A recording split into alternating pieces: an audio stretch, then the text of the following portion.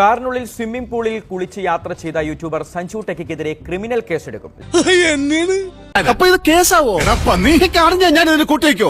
Licence 1 വർഷത്തേക്ക് suspend ചെയ്യും. വാഹനത്തിന്റെ രജിസ്ട്രേഷനും റദ്ദാക്കും. എല്ലാം എന്നെ തേടിയാണ് വരുന്നത്.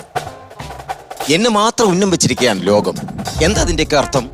ദൃശ്യങ്ങൾ യൂട്യൂബിൽ പോസ്റ്റ് ചെയ്തതിന് ക്രിമിനൽ കേസെടുക്കും. ഇതിന്റെ പിന്നിൽ വമ്പൻ സ്രാവുകളും നീലത്തിമിംഗലവും ഒക്കെ ഉണ്ട്.